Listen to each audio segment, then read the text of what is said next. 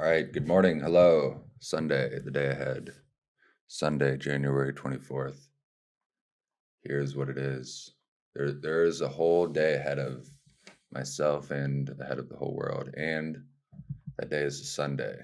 So nobody is doing anything today. Even if you're going to work, if you're going to church, you're not doing anything today. So I look at the day ahead of me, the day that's ahead of me, and I think of what should I pursue? Sunday is the outlier. Sunday is the outlier of the week. You can prepare for the entirety of the week just based on what happens on Sunday. Sunday is the way to never let life get away from you. Sunday is the way to never let yourself fall behind in life. The week is like a circle. Monday through Saturday is like a circle. And Sunday is like the day that exists entirely outside of the circle. If Monday through Saturday is like society, Monday through Saturday are doctors, plumbers, architects, carpenters, finance people. And then Sunday is the artist. Sunday is that which is completely different than everything else. All right. And so that is where we are at today. We are at Sunday. And I look at the day ahead of myself and I try to figure out what I should do.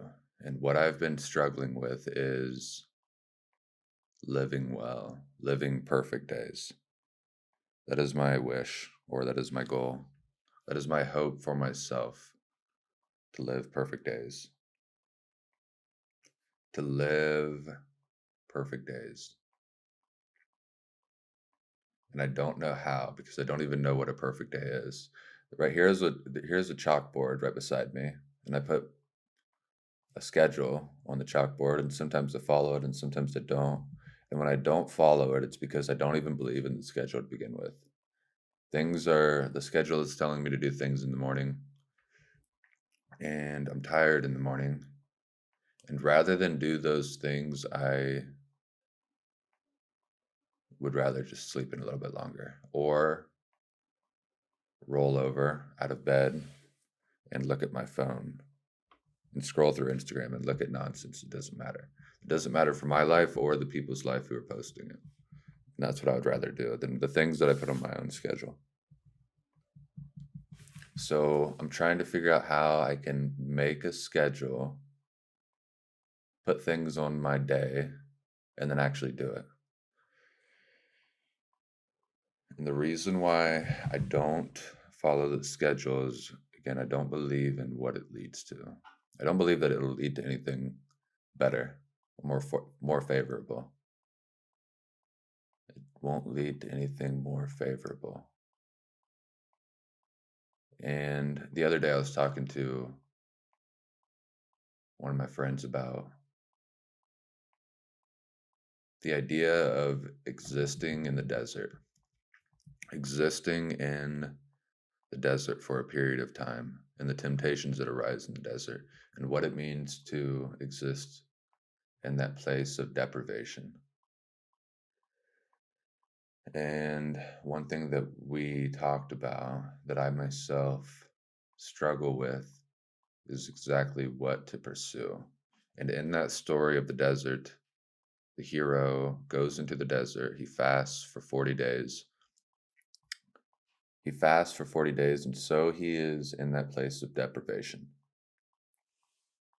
He is in that place of insatiable. He's insatiated. He does not have physical pleasure. There's a void. In every human being, there's a void. There's gap. And depending on how you live, that gap is either fulfilled or widened. And when you're in the desert, that gap is empty. And you can exist despite the fact that it's empty, or you can try to fill it with nonsense.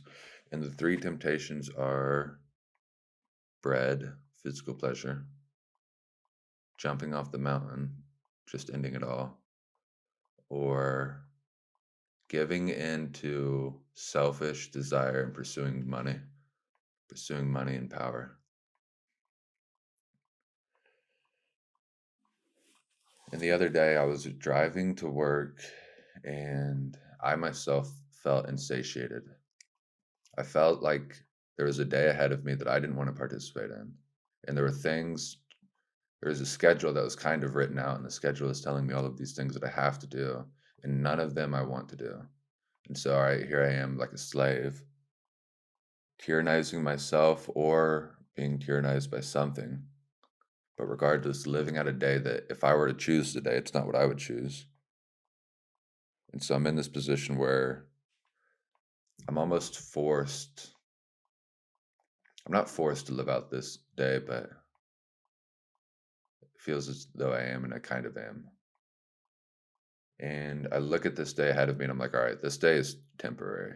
I temporarily have to do these things that I have to do that I don't want to do because it'll lead me to a better spot. But part of me doesn't believe that it'll lead me to a better spot. And I'm insatiated right now. So the other day I was driving to work and it was early in the morning and I was like, all right, the day is going to ramp up. There's going to be fires that arise. The people who rely on me are going to rely on me, and that's going to be heavy. It's going to be a heavy burden to carry. And on this particular day, I didn't want to carry it. If you don't have momentum for carrying the weight that you're carrying, it's hard to pick that weight back up. And I've been lacking momentum for a little bit of a time now. So when I was driving to work, I was thinking about how the day was going to progress and how it was going to ramp up. And I was like, all right, if I want to smoke a cigar later in the day, then that is what I'll do. I will smoke a cigar. So that was the choice that I had made even before the desire to actually even smoke a cigar came up. And so it's not even an impulsive decision. I made that decision in prior to the impulse even arising. It was early in the morning. I didn't want to smoke a cigar in the morning. But I told myself that if the desire arose, I would allow it. But look at that momentum. Where does that lead? Where does that lead? Smoking a cigar and allowing yourself to do it. The problem is that logically I can't convince myself that it wouldn't be ideal, or it wouldn't be that there's something better to do. That I can't convince myself that there would be a better way to live. And that's the problem. And that's what I'm trying to do. I'm trying to figure out you can't just be like you're not one thing. A human being is not one thing. You're your own boss and your own employee. You're your own father and your own son. You're the child and the father. You're the spirit and the body. The spirit and the mind and the body. And so I can look at a day and be like, all right, do this, this, and this, because that'll lead you to a better spot. But if I'm so miserable in that day, there's conflict.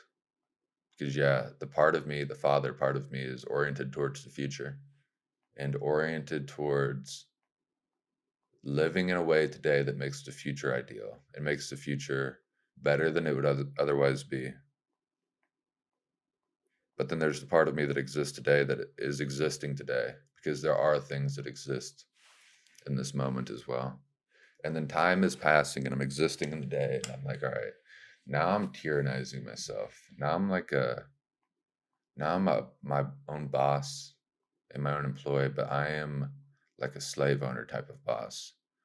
And now the employee part of me just gets pissed off and rebels against the employee. And now they're both in conflict and they're both doing a bad job. So what would be more ideal is there is the boss and the employee, and it seems like the boss is above the employee, but they're actually working in unison towards the higher goal. Right now, there isn't a higher goal, and so they're not working in unison. They are at war, and there is nothing that I'm going towards. There are vague things that I'm going towards. If I look towards the future and I think of what I would like to do, I can vaguely see what I would like to be doing, but it's not specific. And because it's not at all specific or in any way measurable, and I can't figure out how to bring action to it. There's definitely not a time period on it, and because of these things, it's not a good goal. It's not a good goal, and it doesn't motivate me. And it doesn't motivate me, it's like a it's like a country. It's like our country right now.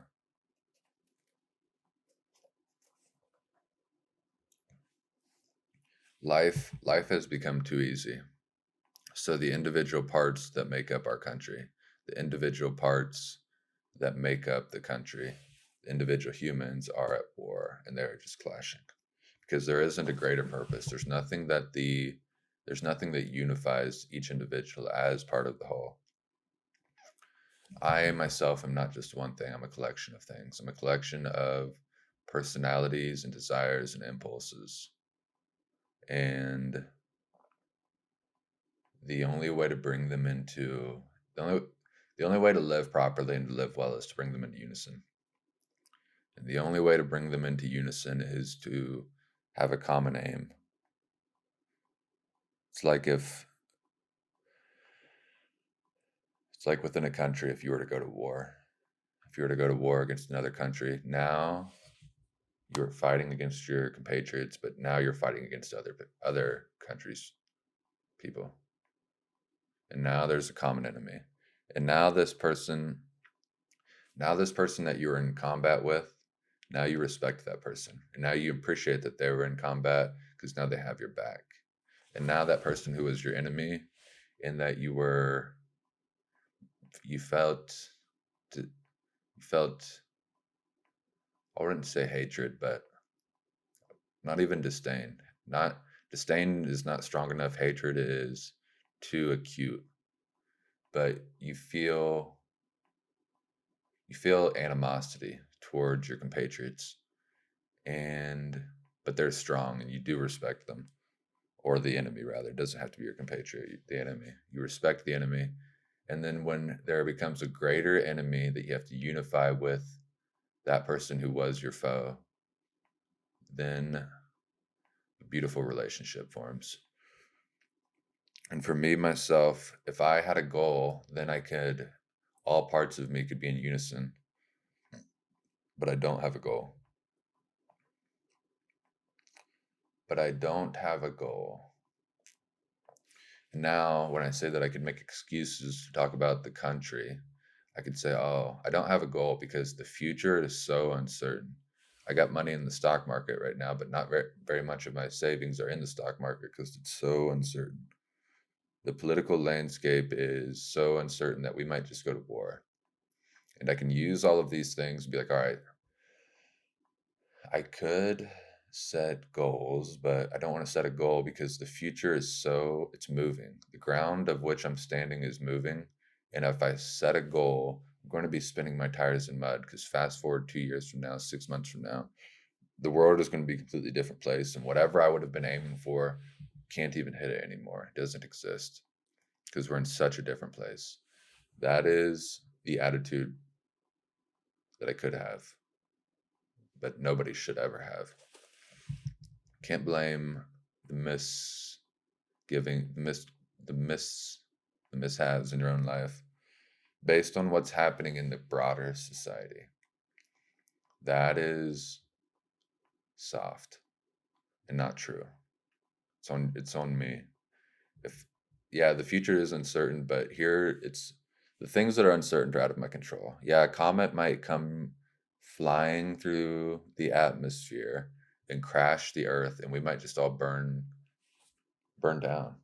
Or a planet might flow through the galaxy, not hit our planet, but fly by our planet, and slingshot us into the sun, and there'd be nothing left. So the future is uncertain no matter what's happening politically or what's happening socially. Doesn't matter. What is going to happen is what's going to happen. Things are sometimes out of control. There are things that are out of your control. What will you do? Doesn't matter. What will you do? You live and you die. It's certain. You were born. You will one day leave this earth while you're still on the earth. What choices will you make? What will you decide to do? If I look towards the future right now, I know that what I need is an ideal goal. I need to move to a better future, and I need to draw out that future so that I'm motivated and have a relationship with the future. That is what I need to do. That is not what I've been doing.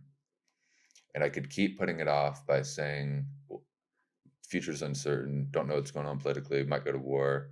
I could keep making those excuses, and those things really could happen, but it doesn't matter. I've got to live how I'm going to live and live well and control the things I can control. And if you are overindulgent in, it's a funny thing, overindulgent in catharsis. If you're overindulgent in catharsis, people want people want cataclysm. People want destruction. People want pure chaos to be brought into their life and to be brought into the world, because then that will dissipate all of the responsibility that they are supposed to be carrying. I don't want to carry responsibility, so I don't want the world to be destroyed, but I also don't want to carry responsibilities. So I guess the world being destroyed is a fair price. And I think people are dishonest but have that attitude. I think people eat a lot of sugar and gain a lot of weight, and their momentum is such a negative downward spiral as they smoke cigarettes and as they lethargically lay on their couch, and all of those horrible things. They can't get past these temptations in the desert, particularly bread, even just physical pleasure. And so they just become overindulgent, overindulgent, overindulgent, overindulgent. That overindulgent makes your momentum go in that direction. Then it's hard to change. Now it's now the bacteria in your stomach is literally that which you've been eating. It's literally that which you've been eating, and it wants more of what you've been eating, which hopefully isn't sugar and bread. But if that's the bacteria that you have, that's the bacteria that you have. And once you have that in any part of your being, it's hard to come back. And so there's some people who they want this world is a story and they want the story to end.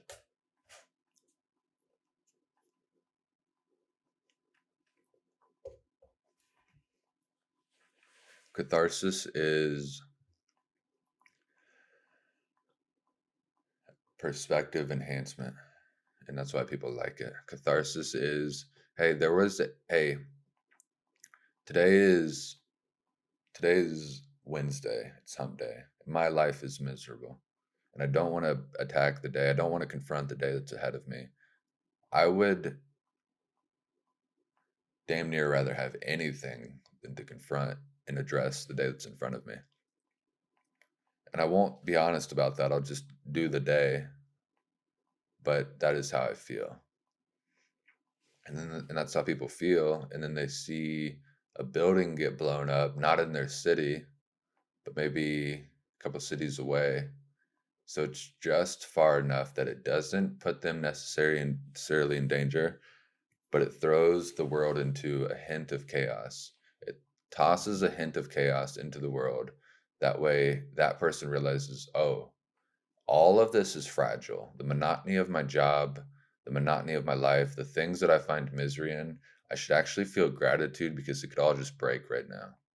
And that is one reason why people feel catharsis, but they also feel it because it enhances their perspective. That's what that's doing.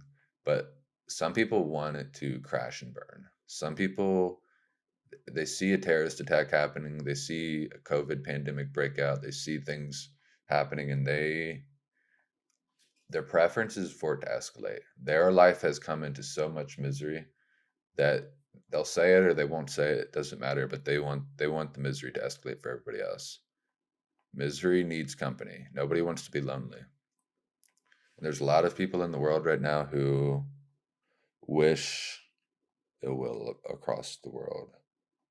And that is absolutely true. And that'd be naive to say that that's not true. So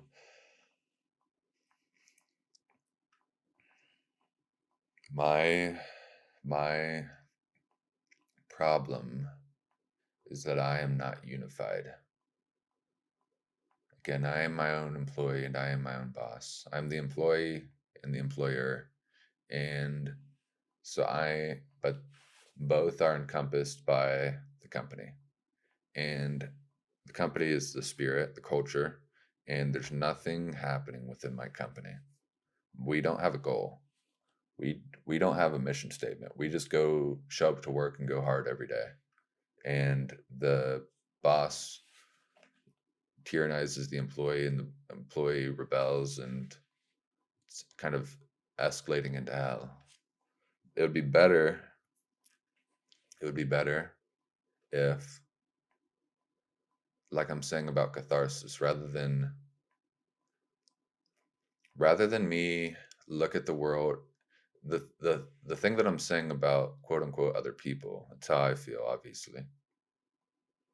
I look at the uncertainty in the world, and there's two things. There's making goals and there's not making goals.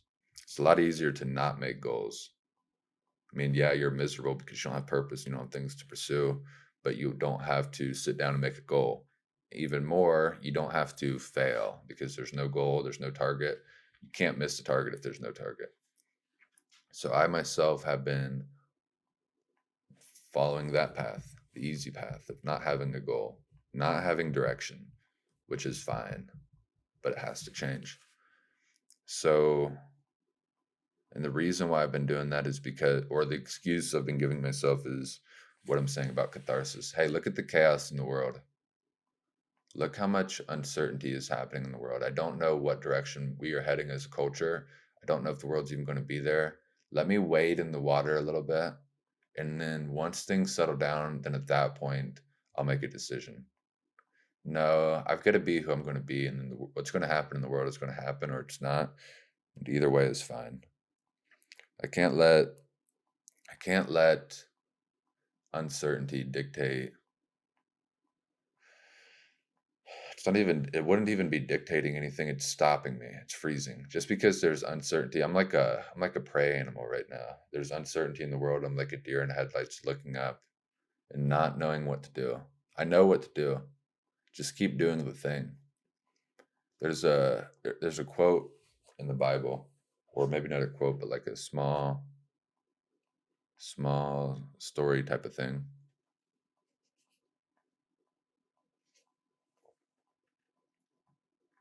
And it's about farming. Obviously, it's not actually about farming, but it is about farming. And Christ is in the temple and he is talking to the Pharisees, and the Pharisees are giving out all of these laws to people and they're telling everybody what to do, but they themselves are not living well. They're not living well. And Christ is like, "Oh, you guys are like a farmer, or you guys are like farm workers who the owner of the plantation or whatever, not plantation, ranch, whatever that they would have called it back then. The owner of the field has left. He's left for a time, and you, the workers, remain. And while you, the workers, remain, you don't know what to do. You're like farm workers who the owner, the boss, is left, and now you don't do anything because you don't know what to do. You do know what to do, and you could know what to do, but you're naive to what should be done. You're letting yourself be naive to what should be done. It's obvious what should be done. Yeah, the owner of the farm left, But what was happening before he left still needs to be done. The work still needs to be done. It's simple and routinized and monotonous and dreadful, you could say, but it's the work and it needs to be done, and you don't want to do it because it is dreadful and it's work and it's harder than not doing work, but it's what needs to be done. The owner of the land, the farmer, is the mature person. Those who are like the farm help are like children who don't know what to do. It doesn't matter. Be your own boss. Be your own father. Don't let the just because the person who's in charge leaves, don't let that stop you from being who you are and doing the things you're going to do. You've got to be yourself regardless. Doesn't matter. It doesn't matter. So I myself have been like that. I've been like the farm help. I'm like the I'm like I'm like a collection of people living on a farm who the farm owner left like a few years ago, and the work was continuing for a little while, and like the work is kind of still continuing, but people only vaguely know what to do anymore because now they've been taught by other generations or something. And it's like there's just not a lot of sharpness to it. Work is happening and kind of the right things are kind of being done sometimes, and it's keeping the farm alive, but the farm isn't at all thriving. It's like dying. And it would be a lot better if I were like, all right, again, it's like there's a collective of people on the farm, all with their own desires, all with their own impulses, all trying to do their own things. It would be better if one of them were to emerge as a leader. One of them has to emerge as a leader. You can't, which is the goal. That itself is the goal. The personality that carries the goal, that is the one that transcends all other personalities and becomes the leader. But it has to carry the ideal goal. And I have to discern what the ideal goal is and then make that one in charge. And so that is where I'm floundering. And that is where I go from here. That is where I go from here. Currently there are people working on the farm, but there needs to be the only difference is ownership. The people who are working on the farm, they just do work, and they are going to do the work or they're not going to do the work, and they're not invested in what happens. The owner of the farm has ownership. He is invested in everything. He will find a way to make it work if he is that kind of person. The workers are not invested. They don't have ownership. So it comes down to I myself must take ownership. I myself must take ownership of my own life.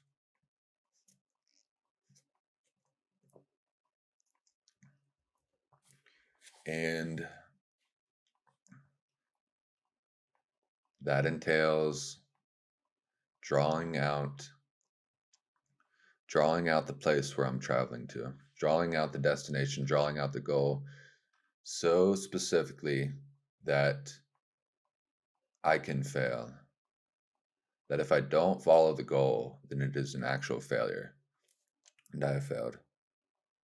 That is why I haven't drawn it out, because I wish to not fail. And I can avoid failing by hitting the goal. But hitting the goal means working hard. And so if I don't set up a goal, not only do I not have to work hard, but I don't have to fail. But I want the goal. And I know it's what I need. And so I'm done being complacent, and going forward, I will deliberately do the things that I should. Sunday, January 24th. This is the day ahead.